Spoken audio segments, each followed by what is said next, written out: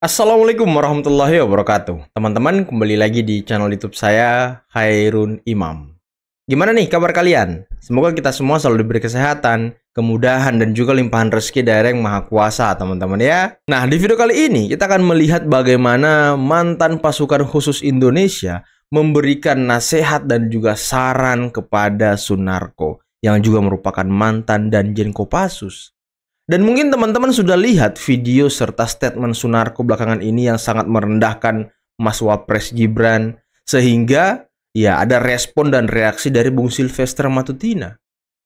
Tapi yang anehnya teman-teman, mantan-mantan anak buah Sunarko ini, termasuk ada orang GAM juga, mereka mengecam Bung Silvester karena katanya merendahkan dan ngata-ngatain Sunarko. Kok ketika Sunarko dikata-katain kalian marah gitu?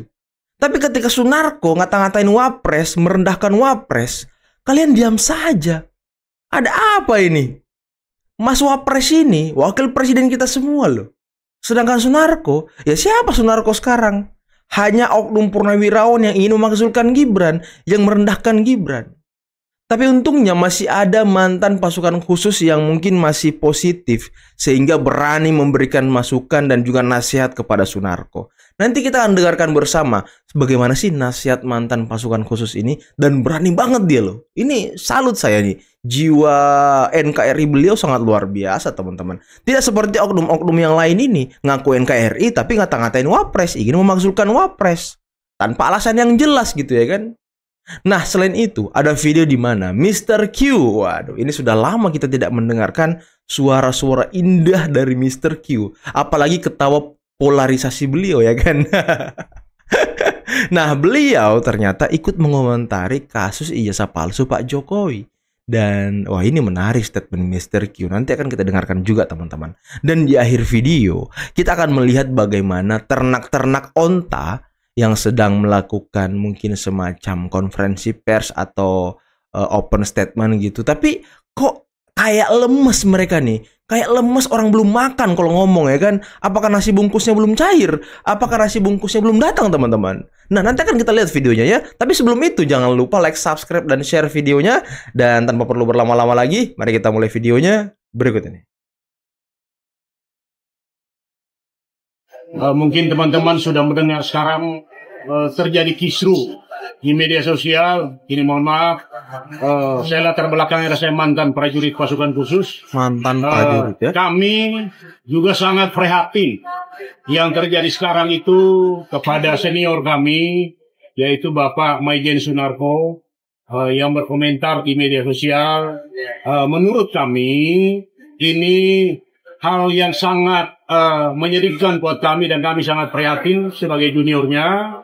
Kami berharap ke depan orang tua kami atau senior kami yang berdiplomasi atau berbicara di publik, mohon bahwa beliau agar menjaga perkataannya, karena kami adalah simpatisan Bapak Presiden. Kami mendengar semua itu, bahwa beliau dengan berkata hal-hal negatif yang terjadi di media sosial kepada Bapak Presiden, kepada Bapak Wakil Presiden Pak Luhut. Artinya hal ini kami sebagai mantan juga anak buahnya Pak Sunarko sangat prihatin mendengar kata-kata beliau. Komando itu bukan seperti itu, berkata hal-hal negatif. Komando itu punya jiwa korsa. Jadi artinya kami sebagai mantan anak buahnya beliau sangat prihatin dengan kata-kata yang sudah terlontarkan oleh Maijen Purnawirawan Sunarko. Oleh karena itu saya berharap kami sebagai Ketua Elang 3 Hambalang Provinsi Banten, ya ke depan marilah kita dengan kata-kata yang bijak berdiplomasi atau berkata-kata di media sosial. Itu aja dari kami. Terima kasih. Semoga Bapak Sunarko mendengar ini, apa yang terjadi. Kami sekali lagi sebagai mantan anak buahnya beliau sangat prihatin dengan kata-kata seperti itu. Artinya marilah kita bangun jiwa korsa yang benar dengan berkata-kata yang sehat, supaya jangan memberikan suatu kegaduhan bagi negara ini. Sekali lagi kami sangat prihatin bagi prajurit-prajurit yang bekas dipimpin oleh beliau. Jadi artinya marilah berikan kepercayaan kepada pemerintah agar supaya pemerintah ini berjalan dengan baik dan benar. Itu. Jadi salam komando dari sahabat kami Pak Sunarko sebagai senior kami agar apa yang terjadi kemarin di media sosial itu tidak terulang kembali, bahwa kita sama-sama komando punya jiwa korsa yang kesatria. Artinya jangan sampai kata-kata tersebut dipublikasikan ke media sosial atau publik. Itu aja, terima kasih. Wah, ini luar biasa banget teman-teman. Mantan anak buah Sunarko loh, memberikan nasihat yang sangat luar biasa kepada mantan pimpinannya, yakni Maijen TNI Purnawirawan Sunarko yang juga mantan Danjen Kopassus. Nah, beliau juga sempat mengingatkan kita punya jiwa korsa dan berikan kepercayaan kepada pemerintah untuk bekerja. Ya kalau memang Anda mau memajukan Anies tuh ya kan, mungkin Sunarko ingin mencarikan Anies pekerjaan gitu ya kan, ya tunggu aja tahun 2029 Sunarko. Jangan bikin gaduh, jangan bikin ribut. Jangan seret-seret Pak Prabowo ke dalam hal-hal ataupun urusan-urusan remeh-temeh yang menimbulkan kegaduhan, yang menghambat kinerja pemerintah. Ya jangan dong. Jangan mau nambah beban pikiran dari Pak Prabowo lagi, jangan. Kalau Anda kalah di Pilpres, ya udah tunggu 2029 lagi. Jangan ujuk-ujuk seenaknya mau memakzulkan Gibran ya kan, yang notabene dipilih oleh 96 juta rakyat Indonesia. Kalau Anies hanya dipilih berapa juta orang Sunarko. Jadi tunggu aja, sabar, ada giliran Anda nanti. Beliau punya ijazah UGM aja dipersoalkan, apalagi Harvard, bagaimana nggak percaya? Iya. Nggak masuk akal itu gitu. Pelangak-pelongok Harvard gitu. Iya. Nggak boleh jadi soal, apalagi Harvard. Upaya kepolisian memvonis bahwa ijazah Jokowi itu asli tidak menghentikan sama sekali perdebatan dan kekacauan mengenai ini. Bahkan kalau sudah diputus oleh pengadilan pun tetap akan berlangsung, nggak akan selesai. Bahkan pengadilan. Iya, karena dan sudah ada yang dipenjara pun akan. Kalau saya melihatnya ini kan karena politically motivated sebetulnya. Ini kan untuk apa ya? Untuk memelihara kelompok-kelompok yang kontra dengan Pak Jokowi. Buat apa? Untuk dipanen pada saatnya. Iya. Jadi harus dikasih nutrisi, dikasih bahan terus, harus dikasih topik, dikasih tema. Jadi kan saya udah pernah bilang juga, ini bukan soal bener gak bener lagi, tapi soal suka nggak suka. Gitu. Suka nggak suka. Kalau nggak suka ya mau dikasih yang fakta pun, yang bener pun juga akan ditolak. Tapi karena nggak suka, kalau udah nggak suka, dikasih yang nggak bener pun juga akan tetap dipercayai. Ya emang sih sifat dari gerombolan pembenci itu ya nggak bisa kita ubah gitu. Sama seperti kata Ali bin Abi Thalib, tidak perlu kita menjelaskan hal-hal baik dalam diri kita kepada orang lain, karena yang membenci kita tidak akan percaya. Dan ya kalau orang yang tidak benci dan senang kepada kita, ya kita tidak perlu menjelaskan kepada dia, dia sudah senang kepada kita. Tapi kalau orang yang membenci kita, bagaimanapun caranya kita menjelaskan, ya dia tidak akan percaya teman-teman. Dia akan percaya hal-hal buruk yang ada dalam diri kita. Hal-hal baik nggak mungkin dia percaya. Itulah yang mungkin terjadi. Kalau saya memang dari awal sangat tergantung universitasnya. Nah ini kan UGM sudah bilang asli, ya maka itu kepala jadi kaki jadi kepala, UGM harus mempertahankan itu, kecuali nanti mereka akhirnya mengubah informasi itu. Jadi yang saya tunggu nggak mungkin juga kan? Ya nggak tahu juga. Tapi yang saya tunggu adalah UGM aja. Nah selama ini kan UGM bilang itu, ya memang belum pernah terjadi UGM-nya tampil bareng sama Pak Jokowi. Tapi kalau buat saya, selama UGM sudah mengatakan itu asli, ya, maka ya asli. Dan saya yakin Pak Jokowi juga sangat paham bebannya sekarang bukan di dia lagi. Betul. Bebannya itu ada di UGM. Jadi sebetulnya kalau memang yang dikejar adalah ijazahnya, itu yang dikejar UGM. Nah ini kan yang dikejar Pak Jokowinya. Jadi menurut saya it's not about ijazah aja. Tapi kan gitu. UGM juga sudah Ada memberikan keterangan gitu ya, ini kan? belum clear menurut Anda. Kenapa sih masih digoreng juga sama netizen gitu? Nah itu kan tadi saya katakan, kalau memang ijazah yang dikejar, harusnya UGM yang dikejar. Yeah. Apa konsekuensinya buat UGM? Apakah nanti dibubarin ini universitas gitu ya? Karena ternyata tidak asli misalnya, kan kita nggak ngarepin itu juga. Tapi kan yang ternyata dikejar ini bukan UGM-nya, tapi Jokowinya. Jadi bukan tentang ijazah sih, ini ada hal-hal lain yang memang dikejar oleh netizen atau orang-orang yang mungkin merindukan Pak Jokowi kali ya. Merindukan Pak Jokowi. Tapi emang teman-teman masuk akal nih, sangat-sangat masuk akal apa yang dikatakan Bung Hensat.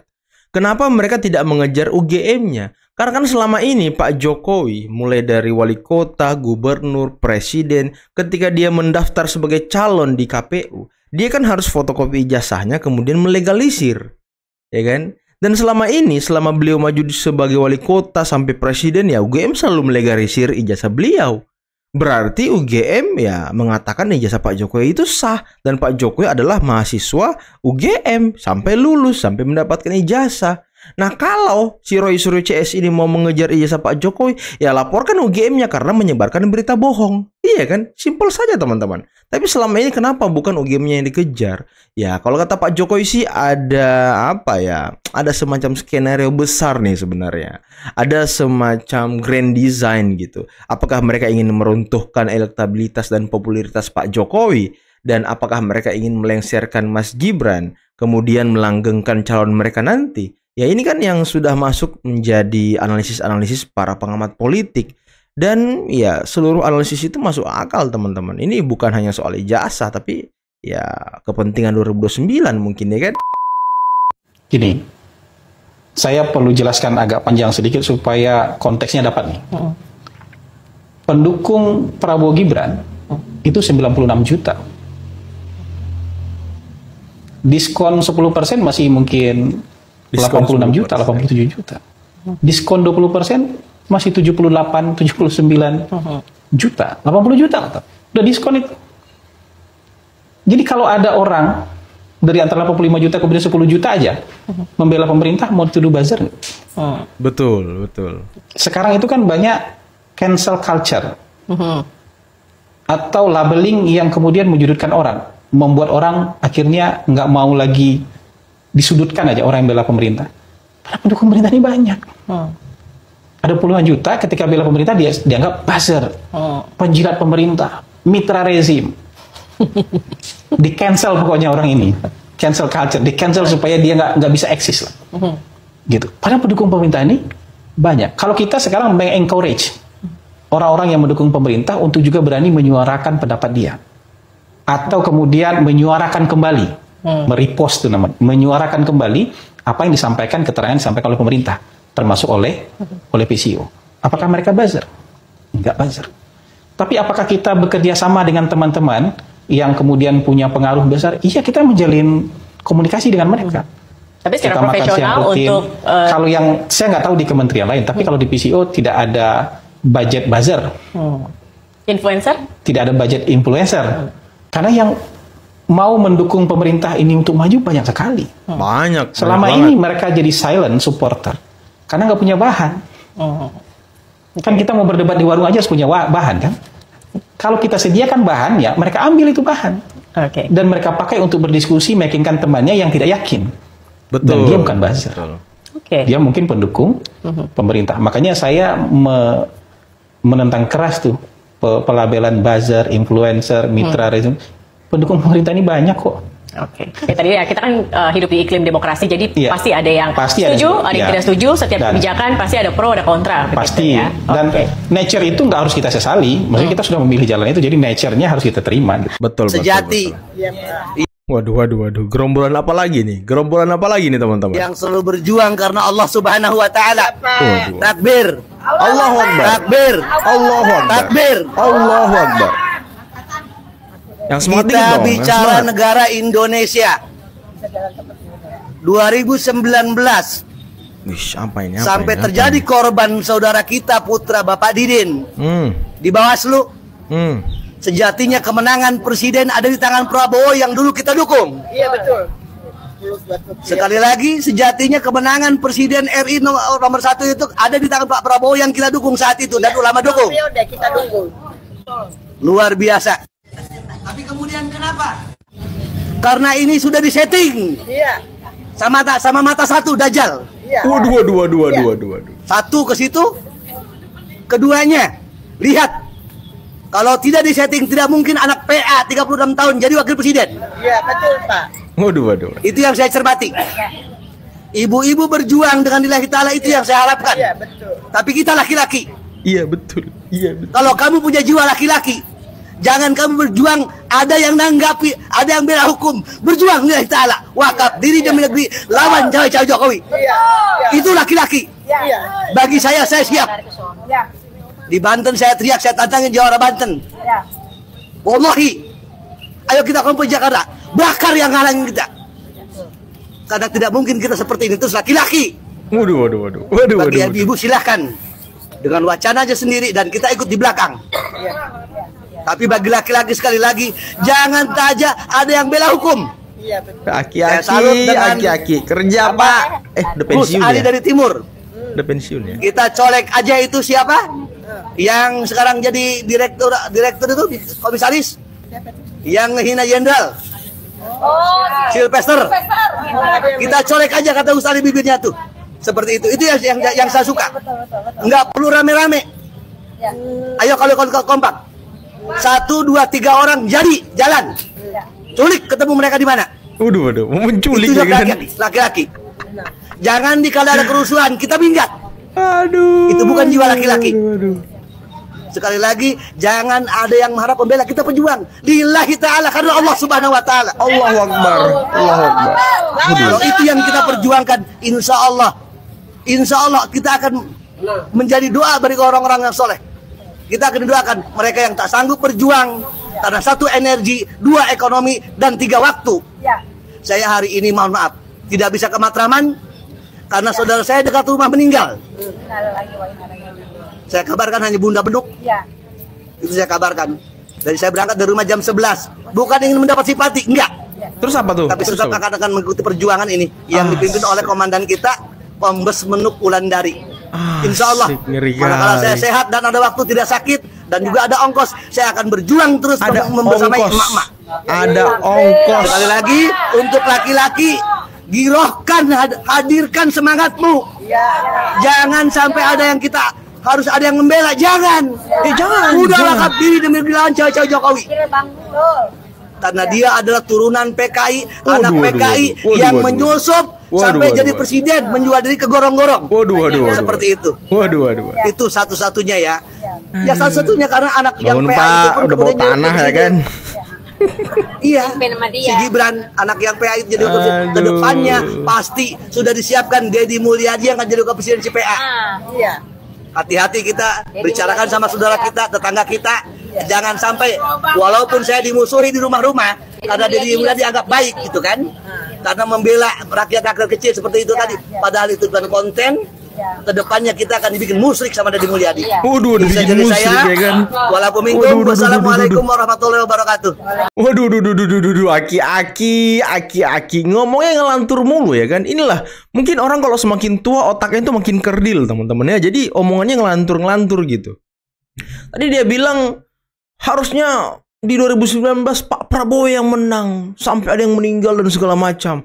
Ya salah sendiri, yang meninggal itu karena apa? Karena propaganda yang dilakukan oleh kelompok-kelompok Anda, kelompok-kelompok yang ya selalu dikatakan radikal itu.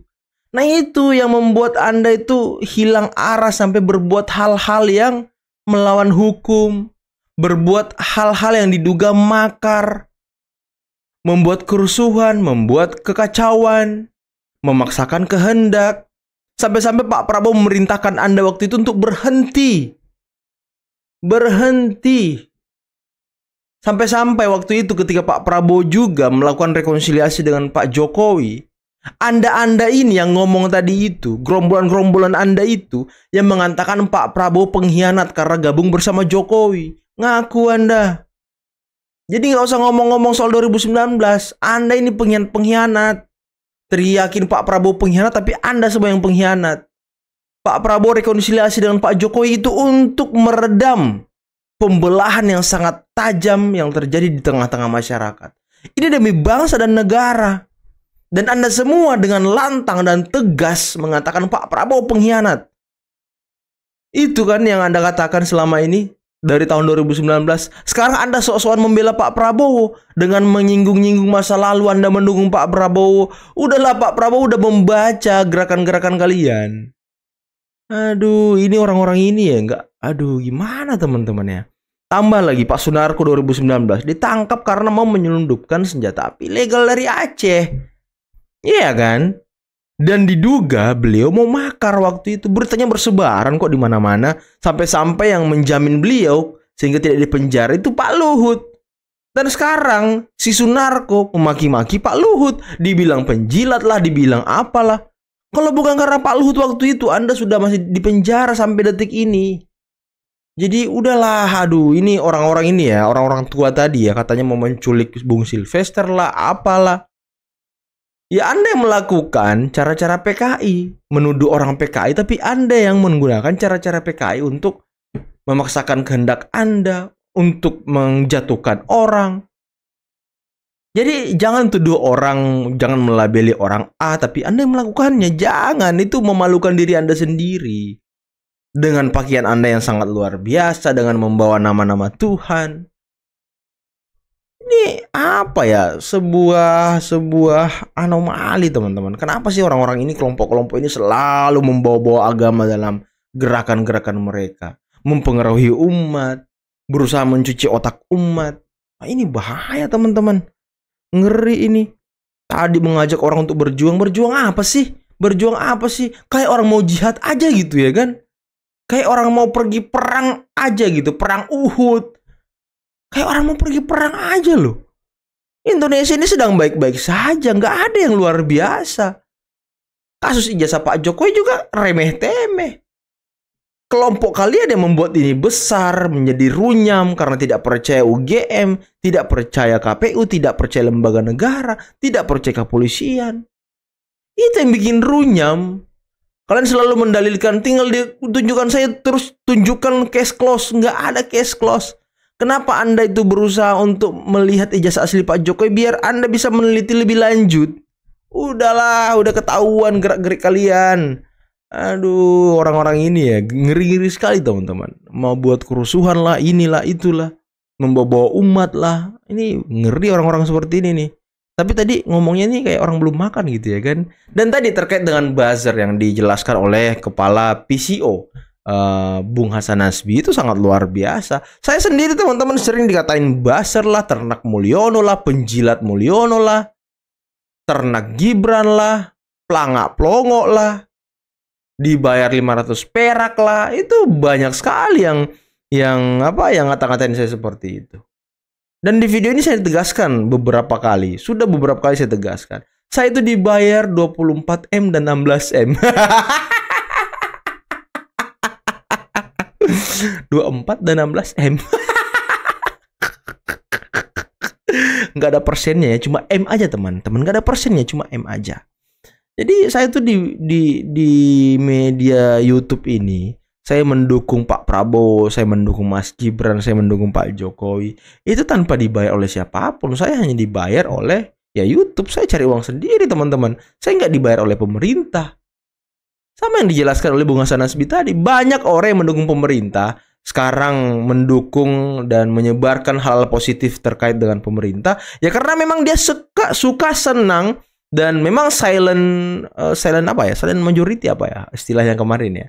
Nah itu banyak orang-orang yang seperti itu. Lihat aja di komentar-komentar saya di video saya itu banyak kan yang mengatakan bahwa wah, mereka mendukung pemerintah, mereka mendukung YouTuber Nusantara, mereka mendukung saya. Karena mereka tidak bisa berbicara seperti saya. Mungkin karena belum pede, belum apa. Jadi mereka mendukung orang-orang yang mendukung pemerintah. Seperti saya ini, saya mendukung pemerintah dari hati, tanpa bayaran, tanpa apa. Tapi ya tetap saja dituduh buzzer lah, tetap dituduh ternak Mulyono lah, tetap dituduh penjilat rezim lah, tetap dibilang, apalagi satu tuh, saya lupa itu. Nyebokin Mulyono lah dan segala macam ya banyak sekali lah tuduhan-tuduhan yang datang kepada saya. Tapi saya tidak pernah menggubris teman-teman. Saya berjalan mendukung pemerintah dan juga Pak Prabowo, Mas Gibran, Pak Jokowi karena memang saya senang dengan orang-orang ini. Jadi patron saya sekarang itu ya saya sangat senang dengan Pak Prabowo dan Pak Jokowi. Bagaimana persahabatan mereka, bagaimana mereka saling mendukung membangun bangsa ini, itu yang sekarang kita saksikan. Ya, jadi kalau kalian menuduh saya buzzer ya nggak ngaruh sama sekali. Saya malah senang dituduh buzzer, biar kalian makin kepanasan gitu ya kan. Oke teman-teman, mungkin cukup sekian dulu video kali ini. Jangan lupa like, subscribe, dan share videonya. Akhir kata, billahi taufiq wal hidayah. Wassalamualaikum warahmatullahi wabarakatuh. Bye-bye.